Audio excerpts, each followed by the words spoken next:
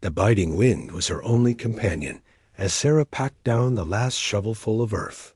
The rising sun, a cruel painter, brushed the eastern sky with oranges and purples, mocking the gray desolation in her heart. John was gone. A sudden fever, a rapid decline. Now only the raw, churned soil marked his place on a lonely ridge overlooking their small, isolated cabin. Her hands, calloused from years of frontier life, trembled as she wiped a stray tear with the back of her glove. The world felt hollowed out, echoing with a silence that was far more terrifying than any storm. She was alone, truly alone, on this vast, unforgiving stretch of land. The nearest town was a 2-day ride, and the few neighbors they had were miles beyond that. Just Sarah, the cabin, and the silent grave. A widow at 28, her future stretched before her like an unblazed trail through a blizzard. She took a deep, shuddering breath, the cold air burning her lungs, and turned towards the cabin. There was work to be done, always work, but today it felt insurmountable. Each step was a leaden weight, each breath a conscious effort. Survival, she knew, was a choice, and today it felt like the hardest one she'd ever faced. She spent the day in a blur of motion, scrubbing, tidying, trying to erase the last vestiges of sickness, and in doing so, trying to erase the sharp edges of her grief. Every object, every familiar scent, was a fresh wound. The pipe John used to smoke, resting by the hearth. His worn Bible on the small table. The axe, leaning against the woodshed, still bearing the faint scent of pine from his last chore. She cooked a meager meal, more out of habit than hunger, and sat by the window as the sun began its slow descent. The sky bled from soft pinks to fiery oranges, then to deep, bruised purples, casting long, skeletal shadows across the yard. The cabin, usually a haven of warmth and shared quiet, now felt cavernous and cold, despite the crackling fire she'd built. A sense of profound vulnerability settled over her, a primal fear of the encroaching night. She was a woman alone, in a world that rarely showed mercy to such. The wind outside picked up, rattling the panes, and each creak of the old wood sounded like a footstep. She clutched the warm shawl tighter around her shoulders, her gaze fixed on the darkening horizon, where the last sliver of light was rapidly fading. The first star pricked the velvet sky, cold and distant, when a sound, barely a whisper above the wind, reached her ears. A distinct, heavy knock. Her breath hitched. She froze, every muscle tensed, straining to hear over the rapid thump of her own heart. Another knock, louder this time, insistent. Who could it be? No one traveled this late, especially not to their remote homestead. Fear, cold and sharp, pierced through the fog of her grief. She grabbed the rifle John had kept above the mantel, her hands surprisingly steady, and crept towards the door, the wooden floorboards groaning beneath her weight. Who's there? Her voice was a mere tremor against the storm-like wind. A moment of silence stretched, thick with dread. Then a low, gravelly voice, raspy with strain, answered. Lost, hurt, need help. Her grip on the rifle tightened. It could be a trick. Bandits, outlaws, men who preyed on the isolated. But the voice, it held a raw edge of desperation, not menace. A man truly in need, or a clever wolf in sheep's clothing. A conflict warred within her. Her instinct for self-preservation screamed at her to keep the door barred. But John had taught her kindness, taught her that even in the harshest wilderness, humanity was a thread worth holding on to. She hesitated, her finger hovering over the trigger. Step back from the door, she commanded, her voice gaining a surprising firmness. She heard a shuffling sound, a low groan. Cautiously, she unlatched the heavy wooden bar and swung the door open just a crack, peeking through the narrow gap. Framed against the backdrop of the star-dusted night stood a man. Tall, broad-shouldered, but slumped, leaning heavily against the doorframe as if his legs could no longer hold him. His face was shadowed by the brim of a dust-caked hat, but she could see the grimace of pain etched around his mouth. One arm was pressed tight against his side, dark blood staining his worn coat. He swayed, and for a terrifying moment, she thought he might collapse right there. He looked like a shadow, a specter risen from the dark earth, but his pain was terribly real. His eyes, when they met hers, held a depth of weariness she instantly recognized, a silent plea. "Please," he rasped again, his voice barely audible. The rifle felt heavy in her hands, but her resolve wavered. He was wounded, not threatening, and alone, just like her. She lowered the rifle, her heart still pounding, but the immediate, sharp terror beginning to recede, replaced by a different kind of fear, the fear of leaving a man to die on her doorstep. It was not John's way, and it certainly wasn't hers. "Get inside," she said, pulling the door open wider, revealing the warmth of the firelight. He stumbled forward, each step a testament to his suffering. She had to steady him, his weight surprisingly heavy against her. The smell of dust, sweat, and old blood clung to him. She guided him to the rough-hewn table, helping him sink onto the bench. He groaned, a deep, guttural sound, as he finally released the pressure on his side. The wound was worse than she thought, a dark, ragged tear in his flesh, still seeping. "Can you tell me what happened?" she asked, her voice calm despite the frantic thoughts racing through her mind. He just shook his head, his eyes squeezed shut against the pain. "Later," he mumbled, his voice fading. "Just later." He slumped further, his breathing shallow, his face ashen in the flickering firelight.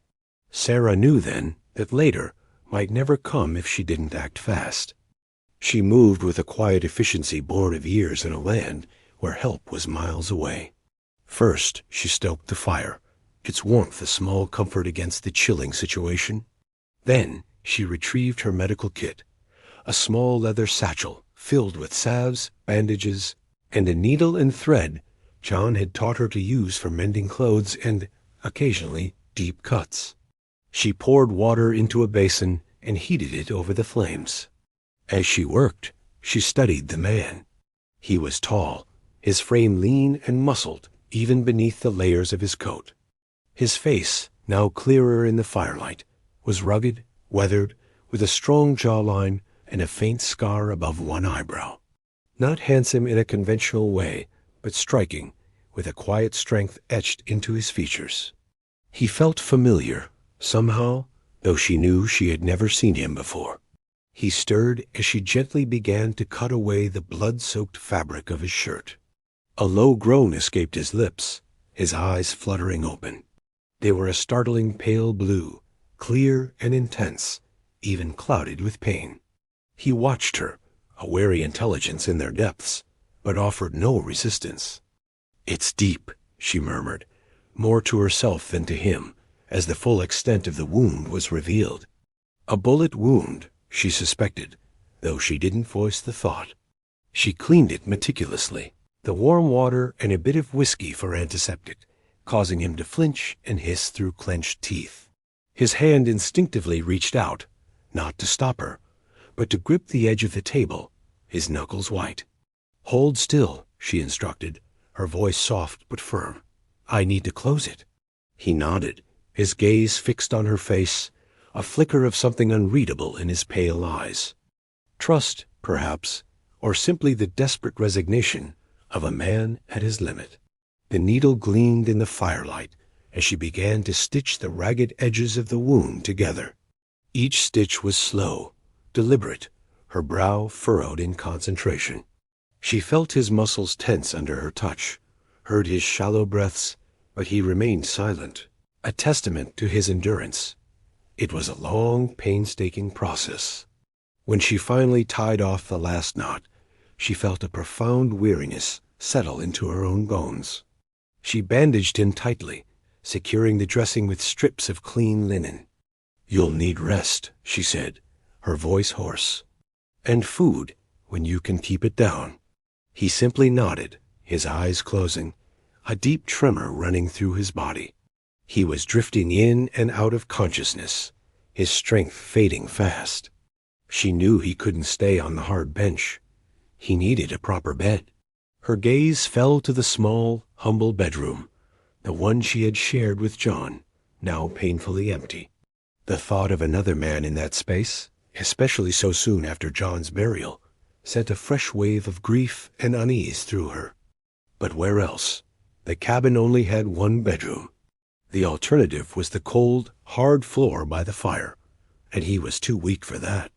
Her pragmatism, honed by the harsh realities of the frontier, won out over her discomfort. He needed warmth, softness. Carefully, she helped him to his feet. He leaned heavily on her, his arms slung over her shoulder, his warmth seeping into her own body. His slow, shuffling steps were agonizing. Each footfall was a grunt of pain. It was a long, arduous journey to the bedroom. The smell of him, the closeness, was unsettling, a potent reminder of her changed circumstances. Finally, she helped him lie down on the bed, gently easing him onto his back. He let out a long, shuddering sigh, his body finally able to relax. She covered him with a thick quilt, tucking it in around his broad shoulders. He looked strangely vulnerable, lying there, stripped of his hat and coat, his face pale and drawn. He was a stranger, yet now intimately tied to her small world. She noticed then a small leather pouch tucked into the inside pocket of his coat, which lay discarded on the floor. Her gaze lingered on it for a moment. Then she shook her head. Not her business. He was a man in need, nothing more. As she turned to leave the room, his voice, weak but clear, stopped her. "Thank you." She looked back. His pale blue eyes were open, fixed on her, filled with a raw gratitude that pierced through her own weariness.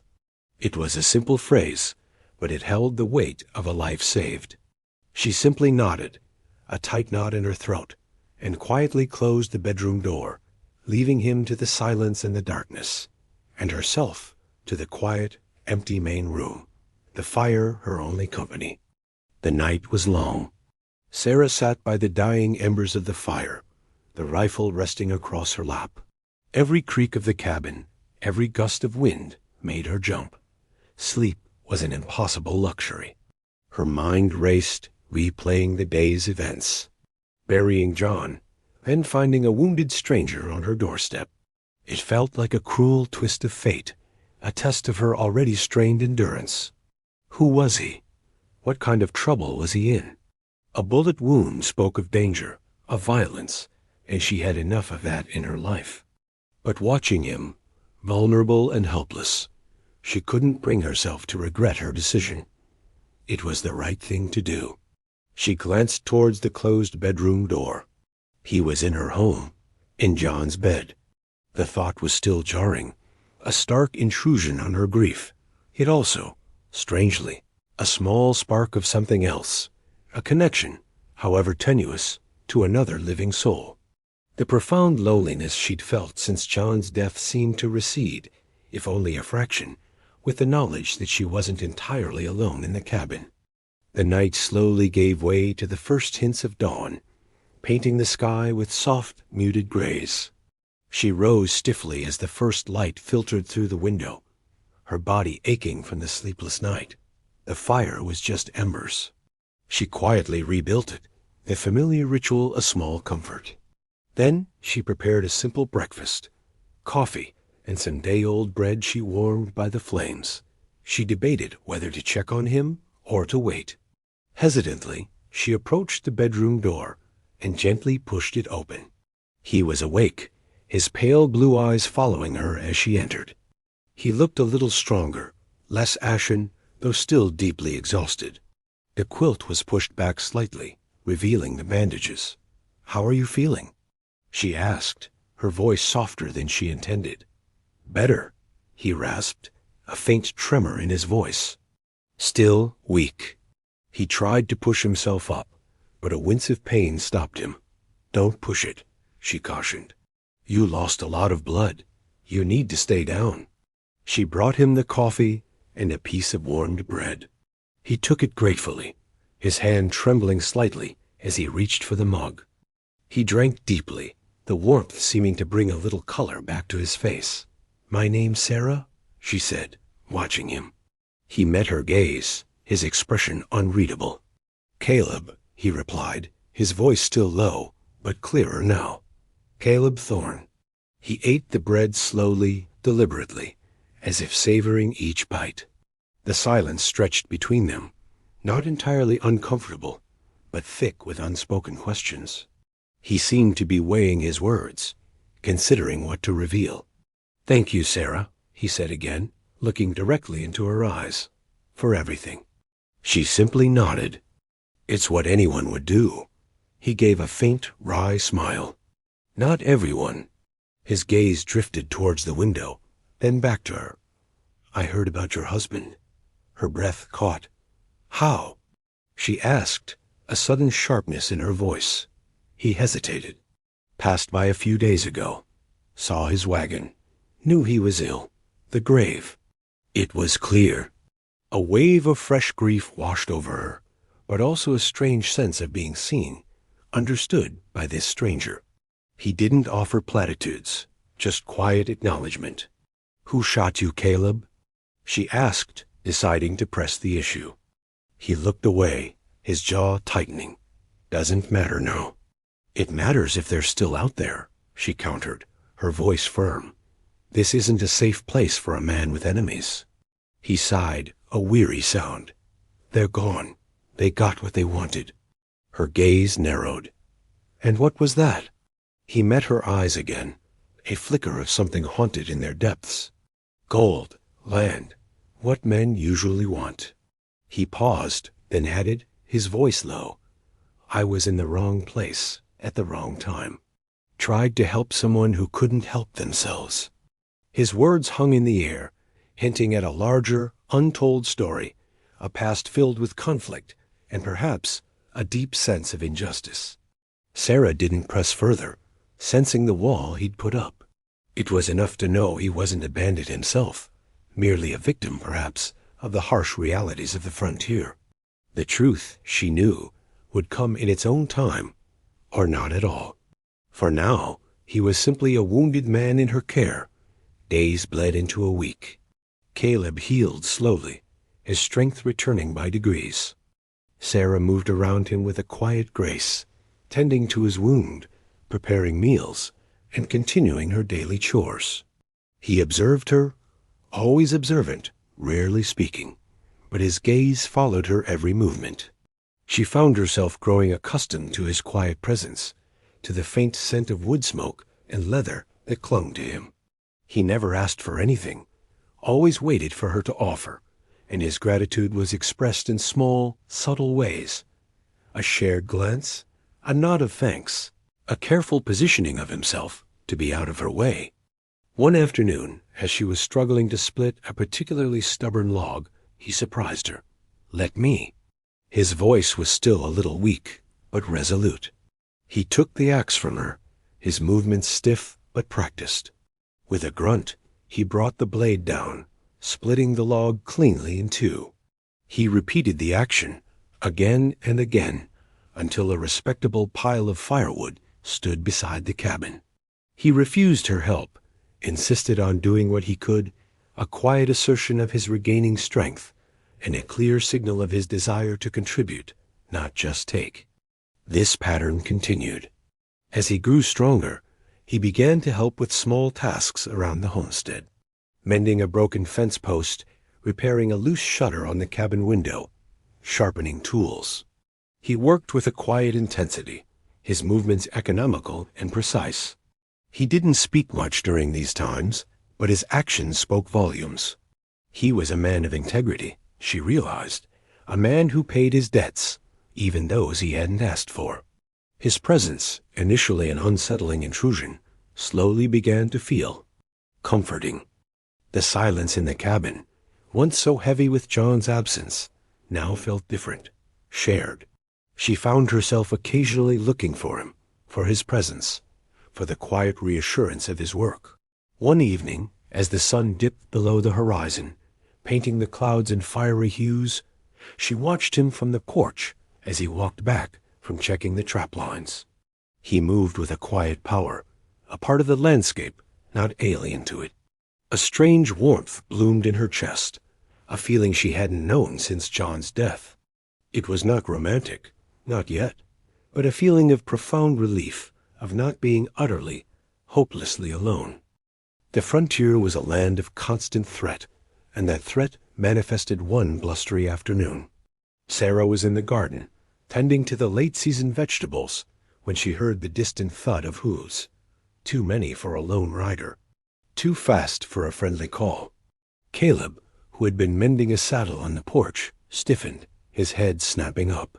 His pale blue eyes, once clouded with pain, were now sharp, alert, scanning the horizon. "Trouble," he said, his voice low and guttural. "Get inside." Sarah didn't argue. She knew that sound, that rhythm. It was the sound of men with ill intent. She snatched up her basket and hurried into the cabin, Caleb right behind her. He grabbed the rifle she still kept above the mantel, checking the chamber, his movements fluid and purposeful. "How many?" she whispered, peering through a crack in the curtains. He didn't answer immediately, his gaze fixed on a distant cloud of dust. "3, he finally said, his voice grim. "And they're not here for tea." He positioned himself by the main window. Out of direct sight, the rifle held steady. Sarah, her heart hammering against her ribs, took up her own position by the door, a smaller, older shotgun in her trembling hands. The men rode into the yard with a reckless disregard, pulling their horses to a skidding halt. 3 rough-looking figures, their faces hard and sun-baked, their clothes dusty and worn. The leader, a hulking man with a greasy beard and a sneer, dismounted first, his eyes sweeping over the cabin. "Well, well," he drawled, his voice thick with menace. "Look what we have here. A pretty little widow, all alone." Sarah felt a chill run down her spine. These were the men Caleb had hinted at, the men who had shot him. She glanced at Caleb, his face a mask of grim determination. He was ready. She knew, with a certainty that calmed her racing heart, that he would protect her.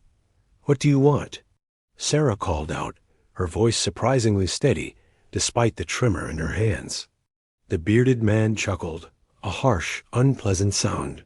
"We're here for what's ours, little lady. Heard there was a man hiding out here, a man who owes us a debt." His gaze lingered on the cabin, then he spotted the newly mended fence post, the sharpened tools. A slow, predatory smile spread across his face. "Looks like our friend found himself a nice little hidey-hole." Caleb stepped into view, the rifle raised, aimed squarely at the leader's chest.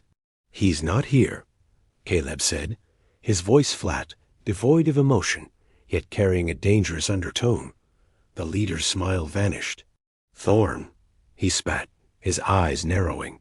"Thought we finished you." The other 2 men drew their pistols, their movements swift and practiced. It was a standoff, a silent, deadly tableau. The air crackled with tension. Sarah held her breath, her finger trembling on the shotgun's trigger. Caleb stood his ground, unmoving, a rock against the tide.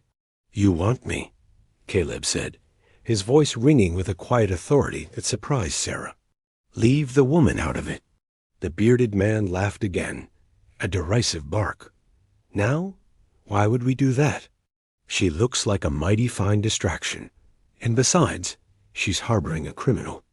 That makes her complicit." He took a step forward, his hand drifting towards the pistol on his hip. "Come out, Thorn, or we start with the pretty little widow." A cold fury, unlike anything Sarah had ever seen, flickered in Caleb's pale blue eyes. He was no longer just a wounded man. He was a coiled spring, dangerous and unpredictable. "You take another step," Caleb warned, his voice low, "and I swear you'll regret it." The leader hesitated, a flicker of uncertainty in his eyes. He had underestimated Caleb Thorne. He looked from Caleb's unwavering gaze to the cold steel of the rifle, and to Sarah, her shotgun still raised, her face pale but determined. "Fine," he sneered, though his bravado seemed to falter slightly. "Let's finish this, Thorn. Just you and me." Caleb didn't move. "No," he said, his voice cutting through the tense silence. "It's all of us. You and your men against me and mine." Sarah felt a jolt of surprise, then a surge of fierce loyalty. He included her. He considered her his. She tightened her grip on the shotgun, her fear replaced by a steely resolve. These men would not break them. The leader's eyes widened in disbelief, then narrowed in a fresh wave of anger. "You got guts, Thorn?" Shame they're about to be spilled. The first shot shattered the stillness of the afternoon. It wasn't from the leader, but from one of his men, who had tried to flank Caleb. The bullet whizzed past Caleb's head, embedding itself in the wooden frame of the window. In a blur of motion, Caleb fired, his shot precise and deadly. One of the men cried out, clutching his arm, his pistol clattering to the ground. The bearded leader roared in rage and drew his own weapon, firing wildly. Sarah, acting on instinct, aimed her shotgun and fired. The blast, though not hitting anyone, sent a shower of splinters from the porch railing and caused the horses to rear in panic. It bought them a precious second. Caleb used it, ducking behind the thick wall, reloading with practiced ease. The element of surprise was gone. It was a full-blown gunfight, and Sarah, a simple widow, was caught in the middle. The gunfight raged, brief but brutal. Caleb moved with a quiet efficiency, always aware of Sarah's position, always protecting her.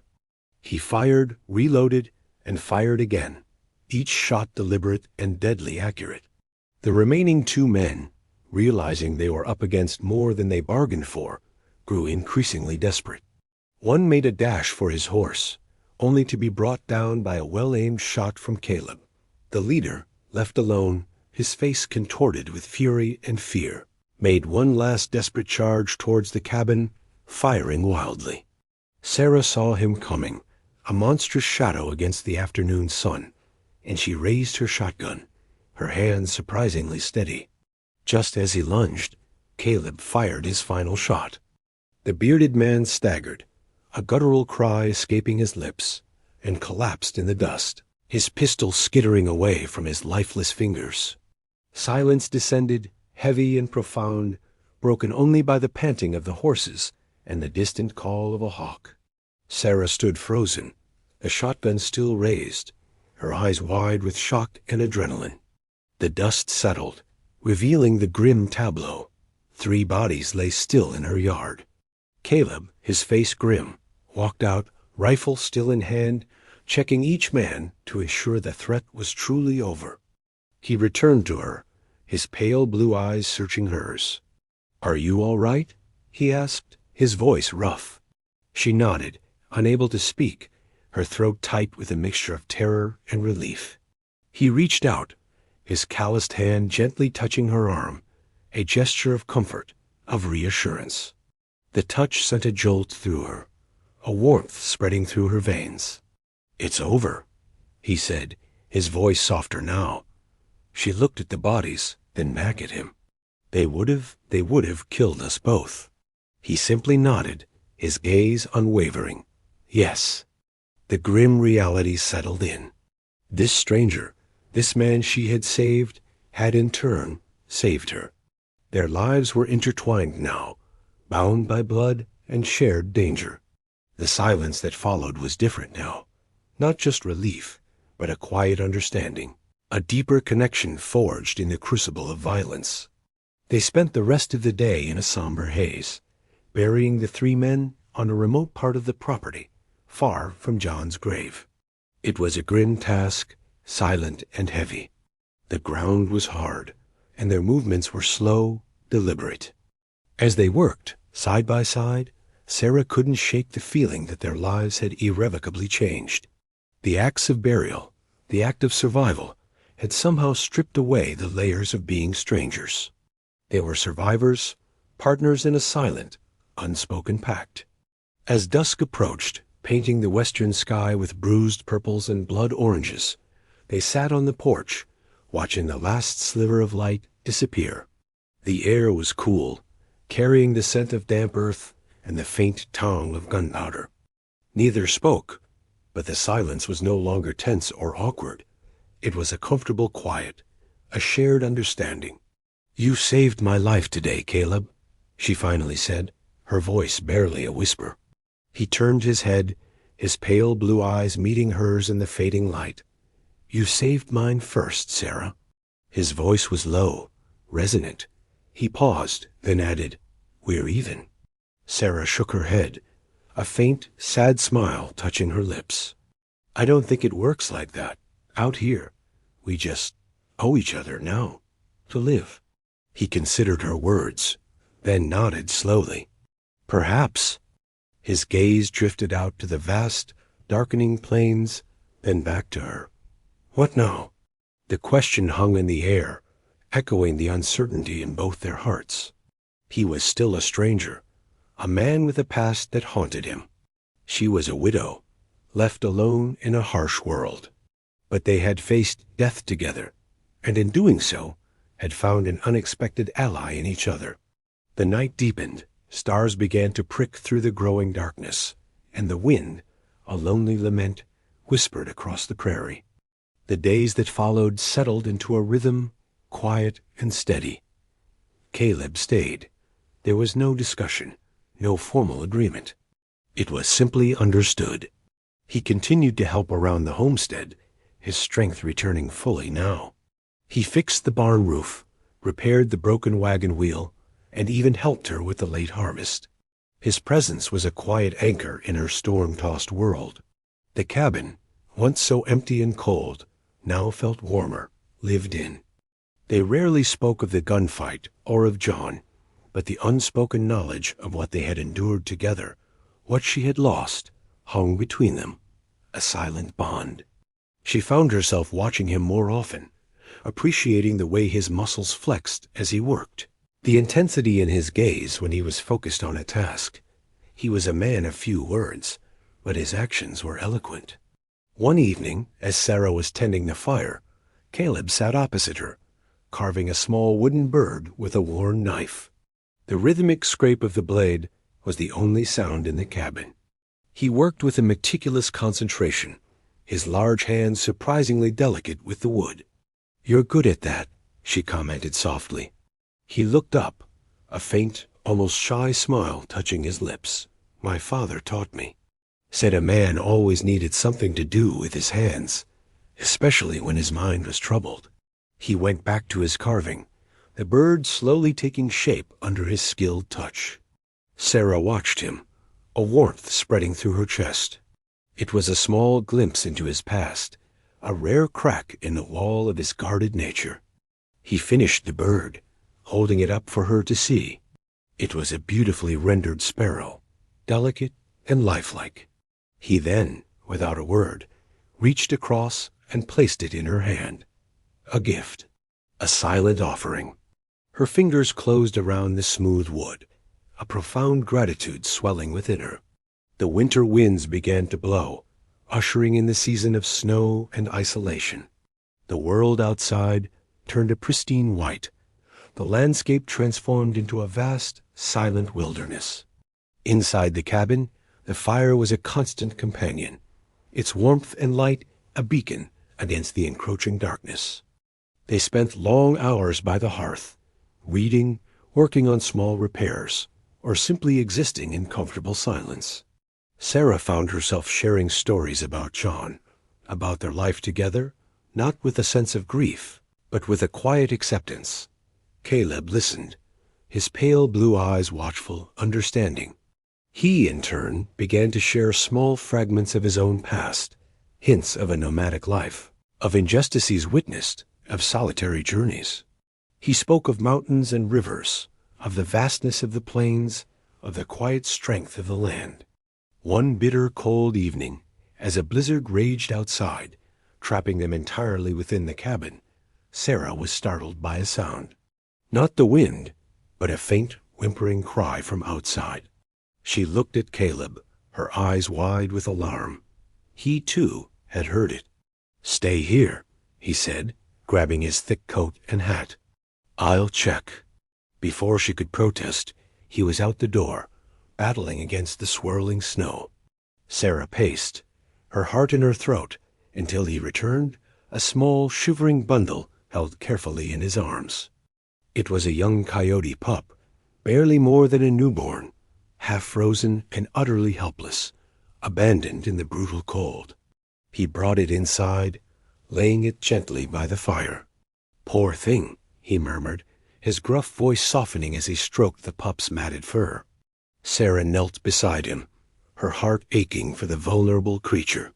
It was a tiny spark of life, lost in the vast, unforgiving wilderness, and for a moment it mirrored their own fragile existence.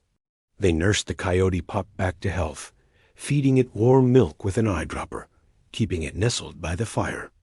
Caleb, the stoic, reserved man, showed a surprising gentleness with the small creature. He would sit for hours, just watching it sleep, his rough hand occasionally stroking its soft fur. Sarah watched him, a profound tenderness growing in her heart. He was a man of quiet compassion, capable of great tenderness despite his hardened exterior. The pup, whom they named Ghost for its pale fur and silent movements, became a part of their small, unusual family. Its presence brought a lightness to the cabin, a small, joyful distraction from the lingering shadows of their pasts. It was a symbol of new life, of hope, of unexpected connection in a world that often seemed intent on breaking all bonds. Spring arrived, slowly melting the snows, coaxing green shoots from the thawing earth. The world awoke, vibrant and alive, and with it, a new sense of possibility bloomed in Sarah's heart. Caleb had built a small, sturdy pen for Ghost outside, knowing the wild creature would eventually need to return to its natural habitat. It was a bittersweet act, a recognition of their temporary stewardship. One warm afternoon, as Sarah was planting seeds in the newly tilled garden, Caleb approached her, his steps hesitant. "I should be going," he said, his voice low, his gaze fixed on the distant horizon. Sarah's heart clenched. She had known this day would come, but the words still struck her with a sharp pain. The thought of him leaving, of returning to the profound loneliness she had known before him, was almost unbearable. She turned to face him, her hands still covered in rich, dark earth. "Where will you go?" she asked, her voice barely a whisper. He looked at her then, his pale blue eyes searching hers, a depth of emotion in them she had rarely seen. "I don't know," he admitted, his voice rough. "Nowhere, really, just on." He paused, then added, "My past has a way of catching up to me, Sarah, and I don't want to bring that trouble to your doorstep again." She shook her head, a sudden rush of courage propelling her words. "You brought me safety, Caleb. You brought me life, after I thought it was all gone." She stepped closer to him, reaching out, her hand gently touching his arm. The contact was electric, a spark of unspoken longing passing between them. He didn't pull away. I don't want you to go." The words were out before she could stop them, raw and honest. The admission hung in the air, fragile and vulnerable. He reached out, his hand slowly cupping her cheek, his thumb gently stroking her skin. His touch was rough, yet incredibly tender. "Sarah," he began, his voice a low rumble, filled with unspoken emotion, "you deserve a life free of the shadows I carry." She leaned into his touch, her eyes fixed on his. "Maybe your shadows aren't so different from mine, Caleb. Maybe we can face them together." He looked at her, a profound question in his eyes, a flicker of hope mingling with his usual guardedness. The sun dipped lower, casting long golden rays across the garden, illuminating them in a warm, intimate glow. The wind whispered through the tall grass, a soft, encouraging sigh. It was a moment suspended in time, on the precipice of a new beginning. "You're not alone anymore, Caleb," she whispered, her voice thick with emotion. He stared into her eyes, and she saw the last vestiges of his resistance crumble. The loneliness that had haunted him for so long, the burden of his past, seemed to lift, replaced by a raw, unvarnished hope. He leaned in, slowly, his gaze never leaving hers, and then he kissed her. It was a kiss born of shared hardship, of unspoken understanding, of quiet strength. It was gentle, hesitant at first, then deepened, a tender exploration of the connection that had been building between them for months. It was a promise, a question, and an answer, all at once. The world faded away, leaving only the two of them, bathed in the golden light of the setting sun on the edge of their small, isolated homestead, finally finding solace in each other's embrace. Days turned into weeks, then months, and the seasons cycled through, each bringing a deeper connection, a stronger bond. Caleb stayed, his presence a steady, comforting force in Sarah's life. They worked the land together, building, growing, creating a life born of shared purpose and quiet affection. The cabin, once a symbol of her loss, became a home filled with the gentle hum of two lives intertwined. Ghost, the coyote pup, eventually returned to the wild, a fleeting visitor, but its memory remained, a testament to the compassion that had brought them closer.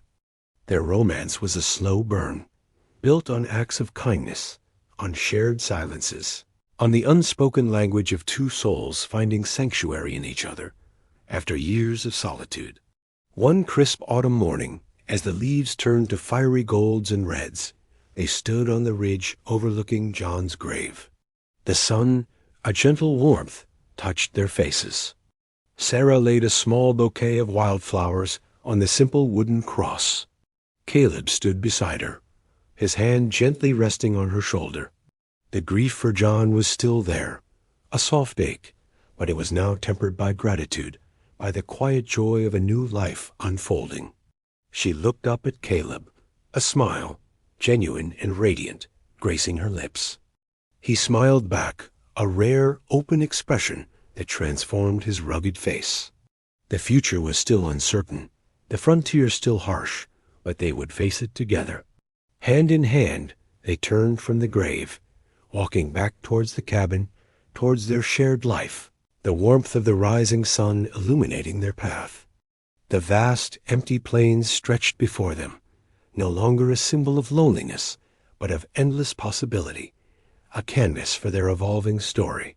The wind whispered through the tall grass, a timeless melody across the prairie. It carried tales of struggle and survival, of broken hearts and newfound hope. And so it is, on this vast, untamed land, that two souls, once adrift in their own silent sorrows, found each other. For in the wilderness, where life is stripped bare, true connection emerges not from grand declarations, but from quiet deeds, from shared burdens, from the simple, profound act of staying. What does it take to rebuild a life when everything is lost? Perhaps just one stranger's knock on a cabin door, and the courage to answer.